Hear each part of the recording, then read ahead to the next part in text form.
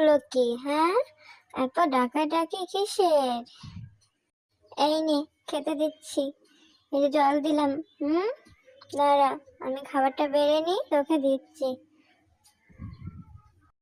ও মা, কি করেছো মা? আজকে আমাকে কি খেতে দিচ্ছ?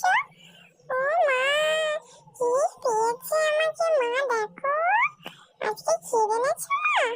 ও কি সুন্দর ক্ষীর, দাও তো মা, একটু আমাকে খাইয়ে দাও তো।